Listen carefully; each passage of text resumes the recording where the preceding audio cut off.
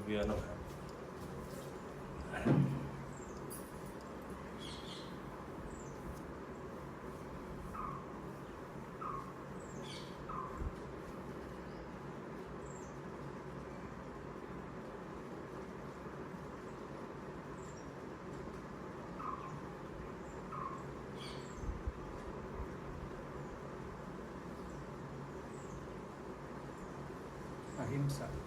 అహింస మనం సహజంగా మన ఆచరణలోకి ఎలా రావాలి అనే దాని గురించి మాట్లాడదాం.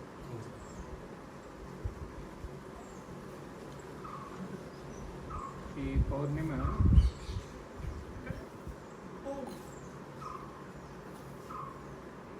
ఉత్తర భారతంలో అయితే వాళ్ళ హోలీ, అవునా? హోలీ పండుగలో ఏం చేస్తారు?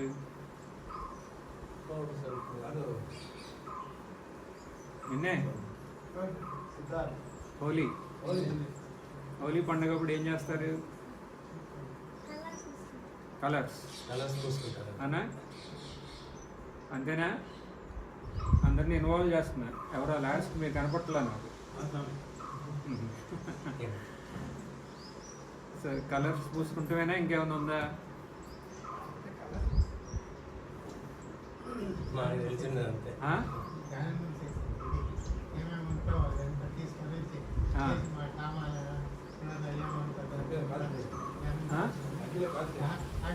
దేన్ని కాలుస్తారు?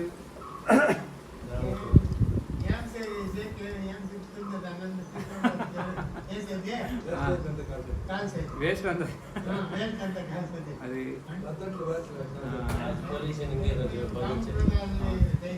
కామక్రోధాలను జయిస్తామనే సూచనగా.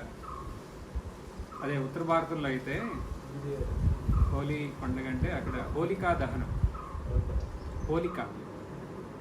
హోలికా దహనం ఫస్ట్ హోలికా దహనం, తర్వాత ఈ రంగులతో ఈ ఆటలన్నీ. రంగులతో ఆటలు అంటే ఆనందాన్ని వ్యక్తం చేస్తున్నాం. అంతేకాదు, మనం ఏదన్నా ఒక ఆఘోషం అంటే వేడుక చేయాలంటే మనకి ఎంతో కొంత ఆనందం వస్తేనే కదా చేసేది. ఇప్పుడు పిల్లలు వాళ్ళు పుట్టారంటే వాళ్ళు పుట్టినరోజు చేస్తారు. ఎందుకని? వాళ్ళు పుట్టడం మనకు ఆనందం కాబట్టి, అవునా? అలాగే మనకి జీవితంలో ఏం జరిగినా మనకు అది ఆనందం ఇస్తుందని ఇచ్చారు కాబట్టి మనం చేస్తున్నాం. అలాగే ఇక్కడ హోలీలో రెండు ఉన్నాయి. ఒకటి ఆనందం, ఇంకొకటి ఏంటంటే హోలికా దహనం. హోలిక అంటే ఎవరు అసలు తెలుసా మీకు? హిరణ్యకశిపుడి యొక్క చెల్లి. హిరణ్యకశిపుడు తెలుసు కదా మనకి, ప్రహ్లాదుడి యొక్క తండ్రి. ఆవిడ మేనత్త. ఆవిడ ప్రహ్లాదుడి కథ మీ అందరికీ తెలుసు. ఆయన మహావిష్ణు ఉపాసకుడు. తండ్రికి ఏమో విష్ణు అంటే అస్సలు పడదు. నేనే దేవుణ్ణి అంటాడు ఆయన. నువ్వు కాదు, నువ్వు కేవలం మా తండ్రివి అంతే. అంతగా అయితే రాజు, కానీ నువ్వు దేవుడు కాదండి. వాళ్ళిద్దరికీ అలా వైరం మొదలైంది. అది మనందరికీ తెలుసు. అప్పుడు ఆయనకి మరణదండ విధించాడు, అవునా? కానీ సాధ్యమైందా? సాధ్యం అవ్వదు. ఎంత శ్రమించినా సాధ్యం అవ్వదు. అప్పుడు వాళ్ళ అత్తగారు ఆవిడ అంటుంది వాళ్ళ అన్నయ్యతో, నేను నీకు సహాయం చేస్తాను. దేనికి?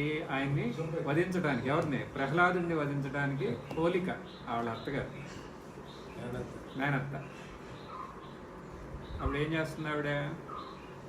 అప్పుడు ఆయన అంటే, నువ్వు నాకు ఇవ్వు, ఒక చితిని పేర్చు, మధ్యలో నేను కూర్చుంటా, నా ఒళ్ళో ప్రహ్లాదుని కూర్చోబెట్టుకుంటా, నువ్వు చితిని అంటించావు. అప్పుడు నువ్వేమైపోతావు అంటే, నాకు వరం ఉందంట. ఆవిడకి ఒక వరం ఉంటుంది, అగ్ని ఆవిడని ఏం చేయలేదు. ఎలా అయినా నన్ను ఏం చేయదు కదా, వాడు దహనం అయిపోతాడు. ఎందుకని? ఈవిడికి వీళ్ళ అన్న యొక్క మెప్పు కావాలి. మెప్పు కోసం ఏం చేయడానికన్నా సిద్ధం, హింస చేయడానికి కూడా సిద్ధం. అలాగే అని ఒకరోజు చితిని పేర్చి ఆవిడని కూర్చోబెడతారు, ప్రహ్లాదుని ఒళ్ళో కూర్చోబెడతారు. చితి వెలిగించగానే అరుపులు వినబడుతుంది, అనుకుంటారు ప్రహ్లాదుడు కాలుస్తూ ఏడుస్తున్నాడు. తర్వాత చూస్తే అది ఒక ఆడ గొంతు. అప్పుడు వాళ్ళకి భయం వేస్తుంది, ఏమవుతుంది ఇక్కడ. 5 నిమిషాల్లో బూడిదైపోయింది. ప్రహ్లాదుడు లేచి బయటకు వచ్చేసాడు. అంటే ఏమైంది అక్కడ, ఆవిడ వరం పనిచేయక, అవునా? ఆవిడకి వరం పనిచేయక. సో దీంట్లోంచి మనం ఏం నేర్చుకోవాలి, ఇది ఇవాళ మన టాపిక్. కథ అర్థమైంది కదా.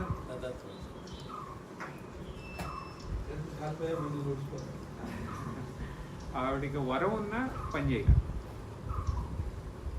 ప్రహ్లాదుడికి అలాంటి వరం ఏమీ లేదు, కానీ ఆయన మీద విష్ణు యొక్క కృప ఉంది,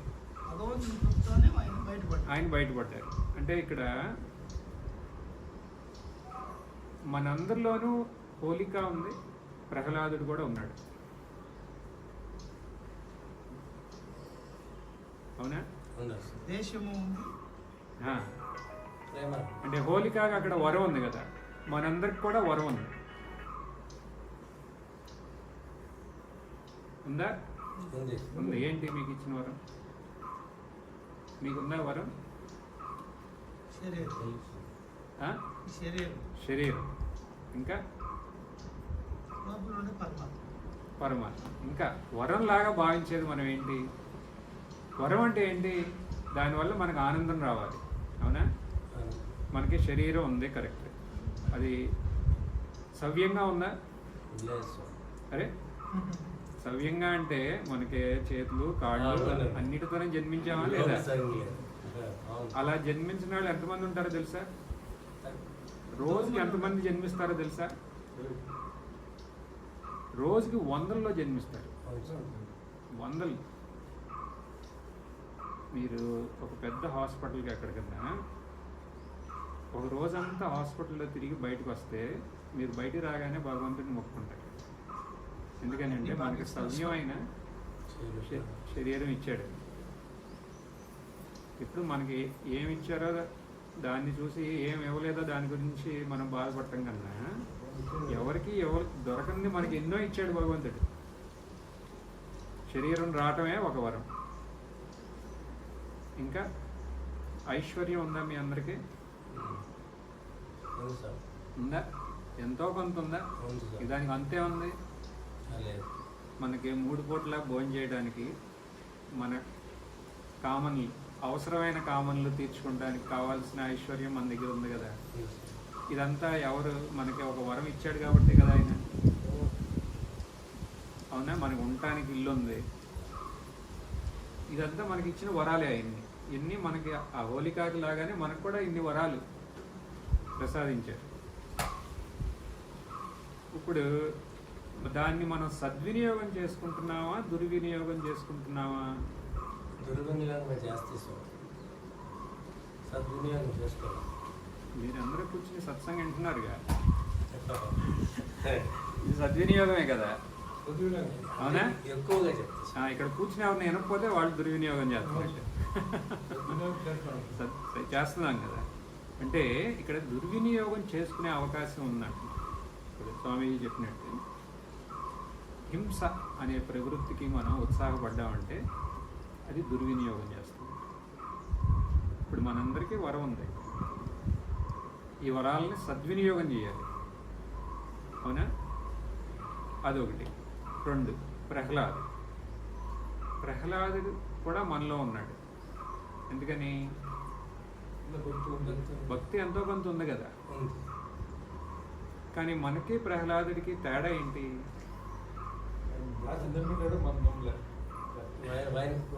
అదే గతి, మాకు చాలా గతులు దాని గతిలో ఇది గతి. కరెక్టే. ఇంకెవరికైనా ఏమని చెప్పాలి? అన్నీ పట్టుకున్నారు. ఇంకా మీరేం చెప్పట్లే? మీకు కూడా క్వశ్చన్ ఏంటి తేడా ఆయనకి మనకి? అంటే భక్తి మనకి కూడా ఉంది. ఇప్పుడు ఇప్పుడు ఇక్కడ ఎవరికన్నా భక్తి లేదు అని అనగలరు ఎవరన్నా ఇక్కడ? అనలేరు కదా, అందరికీ భక్తి ఉంది. కానీ ఆయనకి అపూర్ణంగా, అందుకనే దాన్నే మనం ప్రహ్లాదుడికి మనకి తేడా ఏంటంటే ఒక రకంగా ఆయనకి అనన్య భక్తి ఉంది. అనన్య భక్తి, అనన్య భక్తి ఉంటే అప్పుడు మనకి ఇచ్చిన వరాలన్నింటినీ మనం సద్వినియోగం బాగా చేసుకోగలం. ఇప్పుడు అనన్య భక్తి అంటే ఏంటి? కింద పోస్తే దారి ఎలా లాగుతుందో అలా ఉండాలా అనన్య భక్తి. ఇక అన్యమైంది ఇంకేమీ లేదు, అంతా ఈశ్వరుడే. ఈశ్వరుడు కాకుండా ఇంక రెండోది లేనే లేదు అనేది ఒక దృఢమైన విశ్వాసం, శ్రద్ధ. అనన్య భక్తి అంటే అనన్య భక్తి ఉంటే ఏమవుతుంది అనేది మన కృష్ణ పరమాత్ముడే చెప్తారు భగవద్గీత. మీరు గీతా ఎక్స్పర్ట్స్. ఇక్కడ రాజవిద్య రాజగుహ్యంలో అపిచేత్ దురాచారం, ఎంత దురాచారుడైనా సరే భజతే మాం అనన్య భాక్, అనన్యమైన భక్తి ఉంటే ఎంత పాపాలు చేసిన వాడైనా సరే, కృష్ణ పరమాత్ముడు అంటున్నారు, ఎంత పాపాలు చేసిన వాడైనా సరే నా ఉద్దేశంలో సాధురేవ, ఆయన సాధువుతో సమానం. కానీ ఏముండాలి ఇక్కడ? ఎంత పాపాత్ముడికైనా అనన్య భక్తి ఉంటే సాధువుతో సమానం. ఎందుకని? అది కూడా కృష్ణ పరమాత్ముడు చెప్తారు ఆ శ్లోకంలో. ఎందుకనంటే ఆయన ఒక నిర్ణయం తీసుకున్నాడు కాబట్టి. ఏమని? నన్ను అనన్యమైన భక్తితో భజించటానికి నిర్ణయం తీసుకున్నాడు కాబట్టి. ఎవరిచ్చారు మాట? శ్రీకృష్ణ పరమాత్ముడు. కానీ శ్రీకృష్ణ పరమాత్ముడి కన్నా వచ్చే ముందే ఏం చూసి ఇచ్చారు ఇది అంటే, శ్రీకృష్ణ పరమాత్ముడు ఎవరన్నా అట్లాంటి భక్తులు ఉన్నారా అన్నాం అనుకోండి, మనందరికీ తెలిసిన ఒక ఆయన ఉన్నాడు. ఎవరైనా? వాల్మీకి. తెలుసా? ఆయన ఎలాంటి ఆయన? ముందు కర్కోటకుడు. మారతారా? ఎలా మారాడు ఆయన? ఆయన నువ్వు రాములు వారి మంత్రం చేయి రామ అనమంటే అనగలిగాడా? రామ అని ఈయనంటే ఆయన ఏమంటాడు? మర. మర ఏంటి? రామ అని అంటాడు. రామ అని అంటే అటేవాడు మర అంటాడు. అంటే అలాంటి సంస్కారంతో ఉన్నాయన. అప్పుడు ఈయన ఏమంటాడు? సరే నువ్వు మరా మరా అంటూ ఉండు అంటాడు. అప్పుడు మరా మరా అంటే ఏమవుతుంది? అది రామరా అంటే అలాంటి వాడు. తర్వాత ఎలా అయ్యాడు? వాల్మీకి మహర్షి అయిపోయాడు. అవునా? దేనివల్ల? అనన్య భక్తి. అనన్య భక్తి వల్ల ఎలా మారతారు అనేది. ఇప్పుడు మనలో అంత క్రూరత్వం లేదు కదా వాల్మీకి లాగా. అవునా? మరి అలాంటప్పుడు అనన్య భక్తి మనకుంటే మనలో ఎలాంటి మార్పులు వస్తాయి? మహర్షులు అవ్వచ్చు కదా. అవునా? ఏమంటే కృషి ఉంటే మనుషులు ఋషులు అవుతారా? అవరా? కాబట్టి ఇక్కడ మనకు కావాల్సింది ఇప్పుడు ఏంటి అంటే అనన్య భక్తి. అనన్య భక్తి అంటే అది రిటైర్మెంట్లో పొందేది కాదు.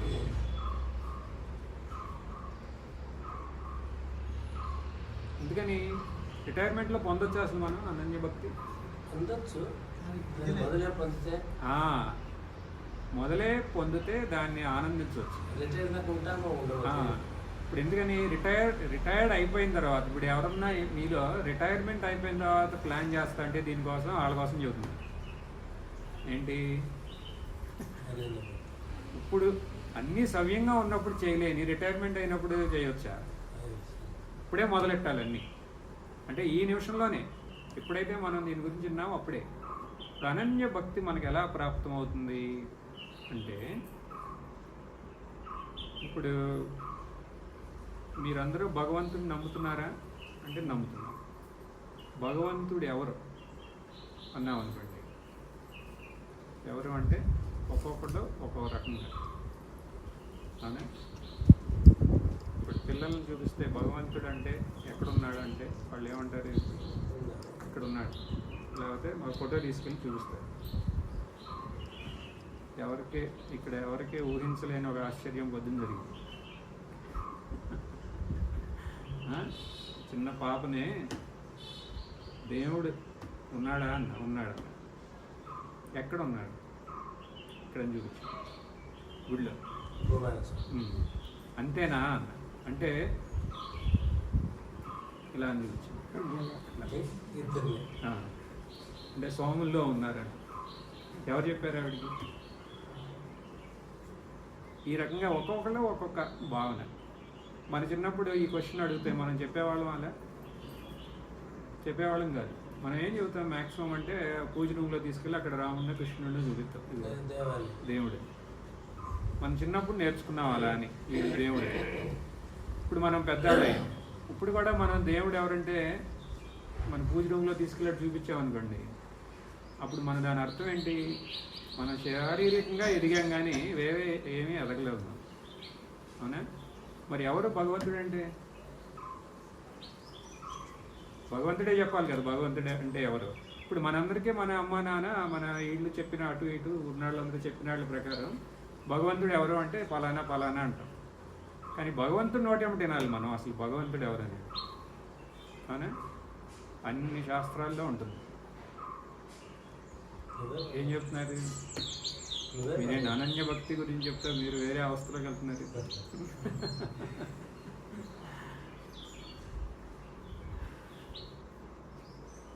తైత్రీయ ఉపనిషత్తులు ఏం చెప్తున్నారు? యతోవా ఇమాని భూతాని జాయంతే ఏన జాతాని జీవంతి యత్ ప్రయంతి అభిసంవిశంతి తత్ విజిజ్ఞాసస్వ తత్ బ్రహ్మేతి. తైత్రీయ భగవద్గీత. మళ్ళీ రాజవిద్య రాజగుహ్యం. అక్కడ సేమ్ తైత్రీయంలో ఏం చెప్తారు అదే భగవంతుడు చెప్తారు. ఏమని?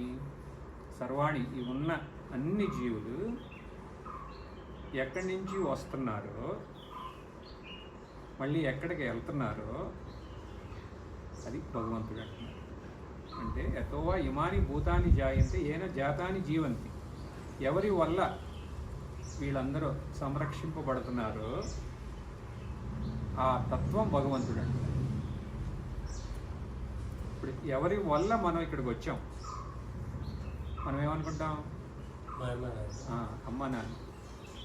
ఏ అమ్మ నాన్న అన్నా సరే ప్లాన్ చేసి ఇలాంటి వాడు నాకు పుట్టాలి అని మన ఫోటోతో సహా ప్లాన్ చేసినా అది సఫలం అవుతుందా? ఏమవుతుంది. మరి ఎవరి వల్ల వచ్చాం మనం? ఆయన వల్ల వచ్చాం. నిమిత్తం అనమాట. వేరేదంతా నిమిత్తం.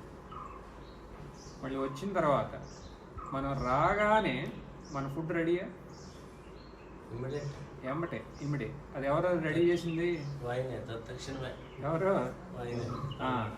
ఆయన అనుకోకపోతే రెడీ అవుతుందా? మీరు అక్కడి నుంచి మనం పోయే వరకు మనకి భోజనం అంతా ఎక్కడి నుంచి వస్తుంది?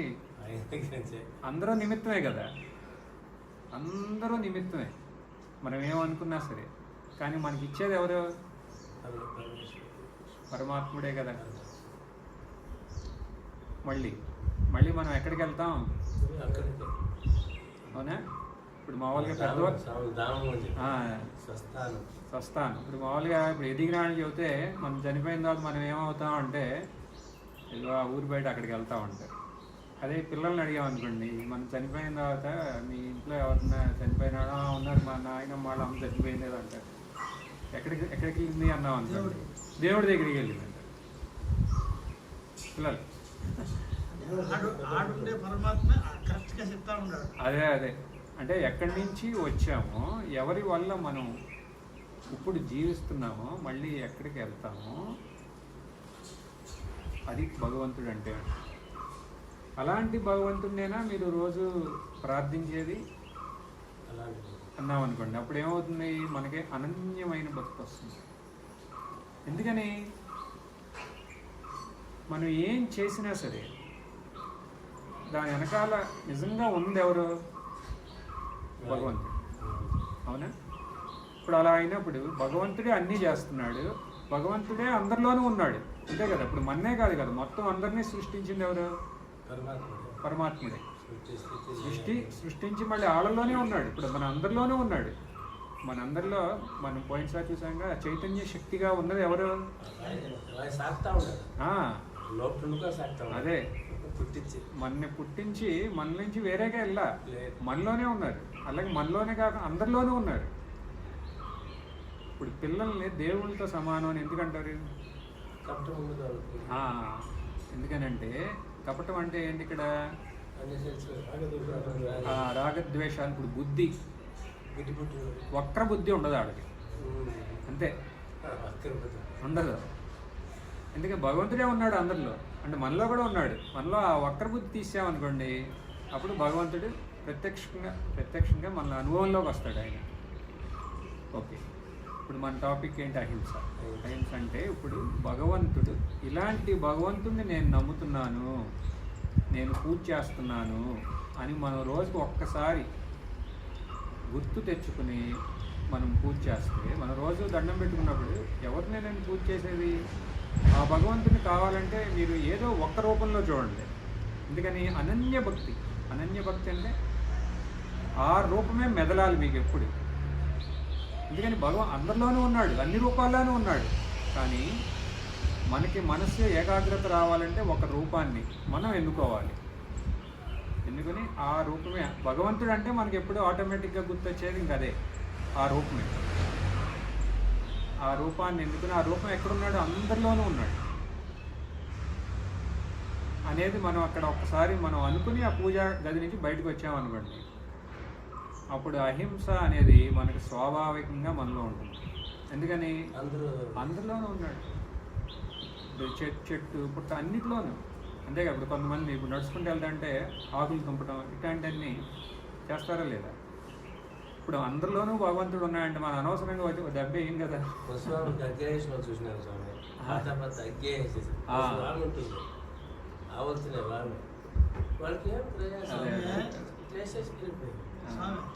ఎందుకనే అనన్య భక్తి. శవాన్ని ఎత్తుకొని పోతా ఉంటే అబ్బాసులు పెట్టి వేసేసింది, ఏడుపు కడుపు కాలిపోయి ఏం చేసి అయ్యాలి. సో ఇక అనన్య భక్తి అంటే ఏంటి? భగవంతుడిని గుర్తించడం. ఎలా గుర్తిస్తున్నాం? మనలో ఉన్నది ఆయన, అందరిలోనూ ఉన్నది ఆయనే అని మనం గుర్తించామనుకోండి ఈ రకంగా, అప్పుడు అనన్య భక్తి వస్తుంది. అనన్య భక్తి ఉంటే ఇక సాధించలేదంటూ ఇంకేమీ లేదు. ఎందుకంటే అంతా ఆయనే చేస్తున్నాడు, అది మనం ఒప్పుకున్నప్పుడు ఇంకా ఆయన మనకి ఏం చేయాలో, మనకి ఏం కావాలో అన్నీ ఆయన ఆ టైంకి తీసుకొస్తారు. అవునా? అసలు ఆయన అంటే ఎవరు అది తెలుసుకోవాలి. ఆయన అనుగ్రహం ఉందనుకోండి, అప్పుడు ఆయన గురించి ఇలా మనం చర్చించడానికి ఆయనే అవకాశం ఇస్తారు. సో ఇప్పుడు మనం ఇవాళ ఏం డిస్కస్ చేసాం? ప్రహ్లాదుడు అంటే ఏమీ లేదు, అనన్య భక్తి ఉన్నవాడు. ఇలా గుర్తించాడు ఆయన విష్ణువుని. అందుకనే అంటారు ఆయన ఏమంటారు? అణువున నాకు విష్ణుమూర్తే కనబడుతున్నాడు అంటారు. అంతే కదా. మన క్లాస్లో ఇక ఎక్కడరా ఉన్నాడు? ఈ స్తంభంలో ఉన్నాడా అన్నాడు, ఎదురులేడు ఉన్నాడు అంటాడు. అక్కడ పగలు పడితే వచ్చాడు ఆయన. అదే అందుకనే ప్రహ్లాదుడి వల్ల దాంట్లో నుంచి రావాల్సిన అవసరం వచ్చింది ఆయన స్తంభంలో నుంచి. అందుకనే అక్కడ ఉత్తర భారతంలో హోలీ అంటే హిరణ్యకశిపుడు వధించడానికి నరసింహస్వామి వచ్చాడు కదా. ఇక్కడ ఒక శుభం అశుభం మీద శుభం సాధించిన విజయాన్ని హోలీ అంటారు. విజయం సాధించిన విజయాన్ని హోలీ. ఆ విజయాన్ని అంటే ఇప్పుడు మనందరిలో మీరిద్దరూ చెప్పలేదాక మన లోన ఉండే అన్నిటినీ రాగద్వేషాలు అన్నిటినీ కాల్ చేస్తున్నామని, ఇప్పుడు అలాగే అనన్య భక్తి వల్ల మనలో ఉన్న దుర్గుణాలన్నిటినీ మనం జయించామంటే అప్పుడు హోలీ. అవునా? సో దుర్గుణాలని, మనలో ఉన్న ఈ దుర్గుణాలన్నిటినీ అనన్య భక్తి వల్ల, అంటే భగవంతుడి యొక్క కృప వల్ల, అనన్య భక్తి ఉంటేనే ఉంటే మన దుర్గుణాలన్నింటినీ మనం విజయం సాధిస్తాం. అవునా? దుర్గుణాలు ఏంటి?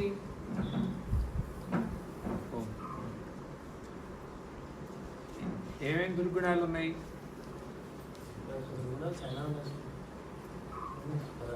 పర్లేదా? మీరు చేయొస్తే నేను ఆపుతాను. ఓకే. దుర్గుణాలు అన్నీ చాలా ఉన్నాయి. అది కరెక్ట్గా చెప్పారు. టాపిక్ ఏమిటి? షడ్ రిపులు. వీటిని ఏమంటాం? షడ్ రిపు. షడ్ రిపు అంటే ఏంటి? రిపు అంటే శత్రువులు.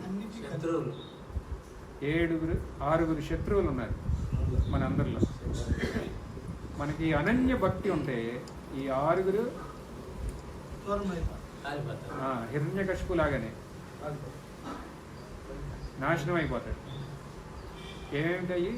కామం అంటే ఏంటి? కోరికలు. ఒక లిమిట్ లేకుండా, న్యాయం అన్యాయం అట్లాంటివి ఏమో ఆలోచించకుండా ఒక కోరిక, కామం. క్రోధం అనేది వాళ్ళ టాపిక్. ఏంటి? హింసాత్మకమైనదే కదా క్రోధం. కామ, క్రోధ, తర్వాత లోభం. తినేది లోభత్వం. కామ, క్రోధ, లోభ, మోహ.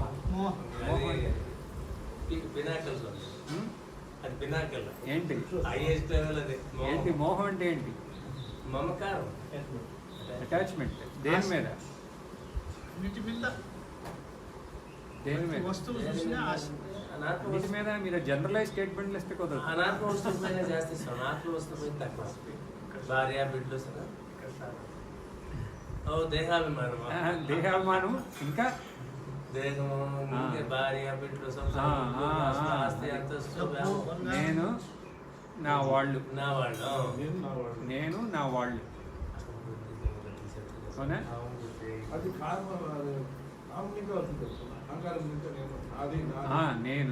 నేను మరి అన్నామంటే ఎమ్మటే వస్తుంది. ఏముంది? నా వాళ్ళు. తర్వాత ఇంకా మిగతా అన్ని మొదలవుతాయి. నా వాళ్ళు, నా ఊరు, నా జాతి, నా దేశం, మొత్తం అన్ని మొదలు. కామ, క్రోధ, లోభ, మోహ, తర్వాత మదం. మదం అంటే ఏంటి?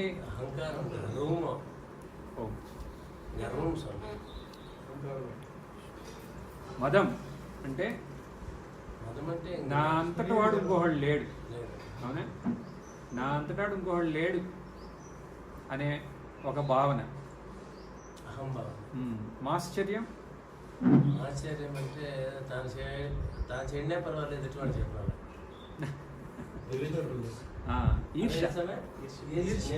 ఈర్ష అంటే వేరే వాళ్ళు సుఖపడతా అంటే చూసి ఓర్చుకోలేరు. ఈ రకంగా ఈర్ష. కామ, క్రోధ, లోభ, మోహ, మద, మాశ్చర్యం. ఈ 6 శత్రువులు సహజంగా ఉంటాయి. ఎందుకని ఉంటాయి? ఎప్పుడు వరకు? ఈ అనన్య భక్తి వచ్చేదాకా. అంతే కదా.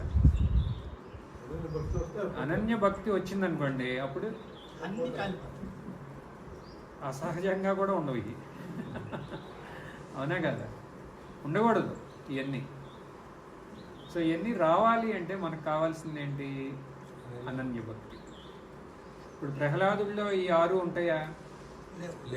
ఉండవు. ఎందుకని లేవు? అనన్య భక్తి. హోలికలో ఉన్నాయా? ఉన్నాయి. కాబట్టి ఏమైంది? నాశనం. ఆవిడికి అనన్యమైన భక్తి లేదు. వాళ్ళ అన్నగారి యొక్క మెప్పు పొందటం కోసం హింసాత్మక చర్య చేయడానికి కూడా వెనకాడు. అదే పుచ్చుకున్న వరం కూడా పోయింది, పని చేయలేదు. అవునా? కొంతమంది అడుగుతారండి విష్ణుమూర్తిని, అదేంటి ఆవిడకేమో వరం ఇచ్చారు అది పని చేయలే, ఈ కుర్రాడికి వరం లేదు ఈయనకి పని చేసిందండి. వీళ్ళ ధర్మం ఉంది, అధర్మం పైన పనిచేస్తుంది. ఈయన నా కోసం జీవిస్తున్నాడు, ఎవరి కోసం? ఈశ్వరుడి కోసం జీవిస్తున్నాడు. ఆవిడ తన కోసం దేహాత్మ బుద్ధి, అది కూడా అసుర సంపదని ప్రోత్సహిస్తూ జీవిస్తుంది. కాబట్టి ఆవిడకి ఏది ప్రాప్తమో అదే అయింది, ఈయనకి ఏది ప్రాప్తమో అదే ఈయనకి అయింది. సో అనన్య భక్తి ఉంటే ఇక మనకందరికీ మనకి ఎన్నో వరాలు ఉన్నాయి. మనకి వరాలంటే ఏంటి? దాని అర్థం అంటే మనకి ఆనందాన్ని ఇచ్చేది. ఇప్పుడు మనకు ఆనందాన్ని ఏమిస్తుంది? మనకి ఆనందం, ఇప్పుడు ఒక సవ్యమైన శరీరం ఉంటే ఆనందం ఉండాలా? ఉండకూడదా? ఉండాలి. ఇప్పుడు మనకి ఆనందంగా ఉండకుండా ఉండడానికి ఏముంది మన దగ్గర? ఏమీ లేక అన్నీ ఉన్నా సరే ఏదో ఏమీ లేదు అని దేనికోసమో ప్రాకులాడుతూ ఉంటాం, అవునా కదా? అన్నీ ఉన్నా ఇంకా ఏదో ఒక వెలితి లోన్ ఉంటుంది, ఆ వెలితిని పూర్తి చేయడం కోసం ఒక పరిశ్రమ, అవునా? అంటే ఇప్పుడు ఏంటి? ఇప్పుడు వరం ఉన్నా సరే ఆనందం లేదు. వరాలు ఉన్నాయి. వరాలు అంటే నేను చెప్పాక ఇందాక సవ్యమైన శరీరం, ఒక ఆరోగ్యం, ఎంతో కొంత ఐశ్వర్యం, ఎన్ని వరాలు ఉన్నా సరే ఆనందాన్ని పొందే భాగ్యం లేదు. కానీ ఇప్పుడు మనం ఏం చేద్దాం అనుకుంటున్నాం? మన వరాలను మనం సద్వినియోగం చేసుకుంటాం కోసం ఏం చేస్తున్నాం? అనన్య భక్తిని సంపాదిస్తున్నాం. అనన్య భక్తి మనం సంపాదించామంటే మనకు వచ్చిన వరాలు అవి సద్వినియోగమై అవి ఆనందాన్ని, మన జీవితం ఆనందమయం చేయడానికి మనకు సహాయం చేస్తాయి, అవునా? సో మన గురువు గారి యొక్క అనుగ్రహంతో మనకి అనన్య భక్తి లభించాలని కోరుకుంటూ